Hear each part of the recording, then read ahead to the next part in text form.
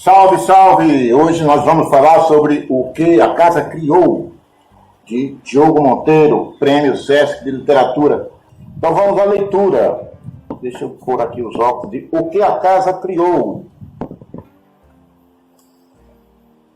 Perdeu-se um segundo no tempo. A agulha achou o caminho para o dedo indicador e fez estirar uma língua vermelha junto à uma. Ela revisitou a memória. Estava lá. Tinha vestido o dedal antes de começar. Mas agora, o copinho de metal permanecia desobediente sobre a cômoda ao lado do jarro azul com as... Como se chamavam mesmo aquelas flores? Esta é um trecho de O que a Casa Criou, e do conto O que a Casa Criou, que dá nome a este livro, título a este livro, e eu fico muito impressionado mesmo com este autor. Eu conheci certos processos de sua criação e o zelo que ele tem. Mas alguém se refere ao trabalho de Diogo com este livro, que ganhou o Prêmio Sesc de Literatura, e alguém diz assim: o livro de Diogo está ligado ao realismo mágico, ou lembra o realismo mágico e tal. Eu não acho que tanto, eu não acho que seja somente assim, dessa ligação. Mas na frente alguém diz,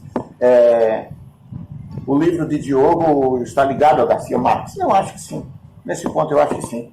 Embora seja uma espécie de clichê as pessoas comentarem um livro a partir dessas outras relações com as escolas, movimentos, tendências, eu acho que ele é menos realismo mágico e mais Gabriel Garcia Marques, sem nenhum prejuízo para o meu amigo Diogo, por favor. Eu estou fazendo essa comparação só para lembrar que há um tipo de Garcia Marques que não é não tão lido nem tão comentado entre os leitores no geral, que é o Garcia Marques contista.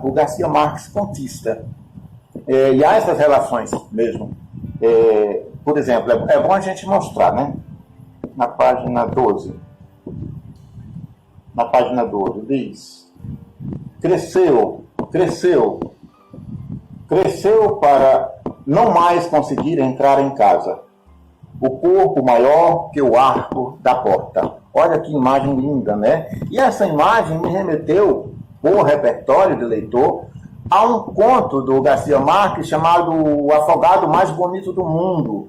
Então, essas relações não é a relação somente do autor, mas do autor-leitor, que eu tentava dizer. E há também uma outra ligação ou referência a Guimarães Rosa.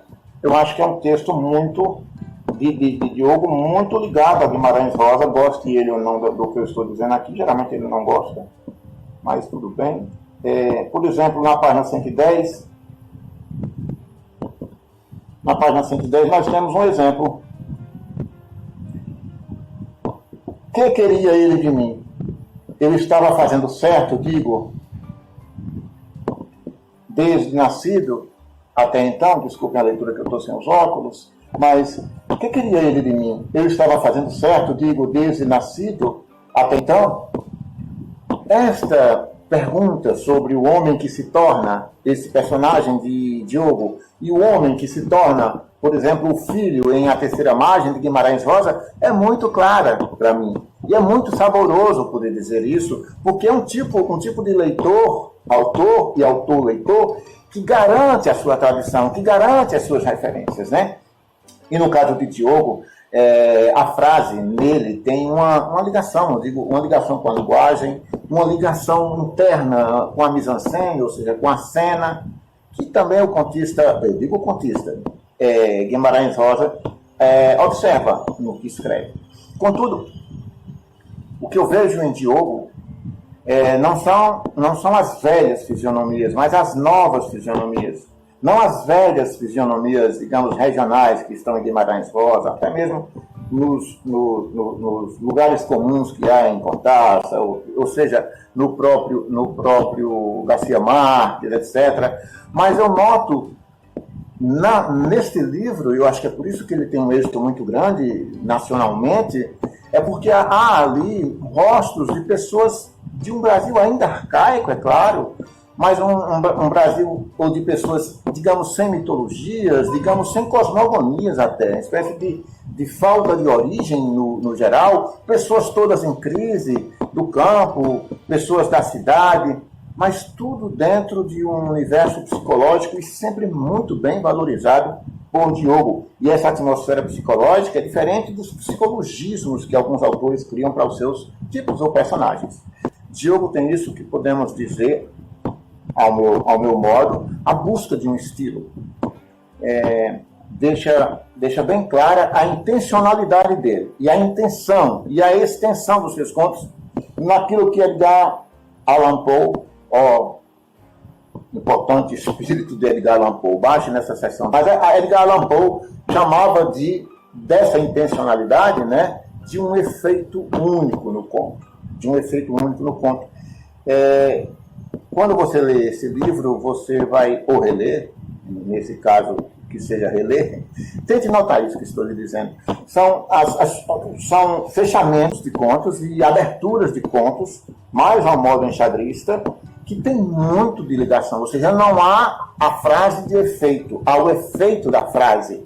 Gostei disso. Não há a frase de efeito, há o efeito da frase. E que efeito único é esse que Edgar Allan Poe tentava nos dizer, e que Diogo consegue fazer isso tão bem, mostrar isso tão bem? A beleza. O efeito único é a beleza. Esses fechamentos e essas aberturas, por exemplo, no conto Brasinha, tem uma coisa lá no mundo que eu quero muito ver.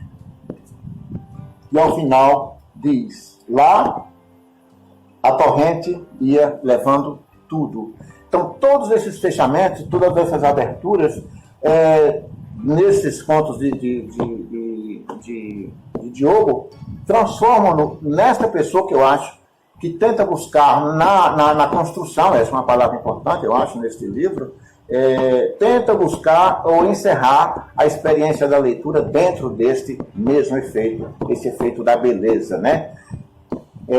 O que eu digo ainda sobre o livro de Diogo é que a frase dele, e eu acho que a frase de Diogo, entre esses autores contemporâneos, ela tem mesmo essa ideia quase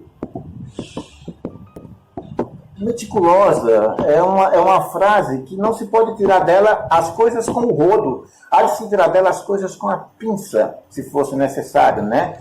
Ele busca uma experiência metafísica na frase.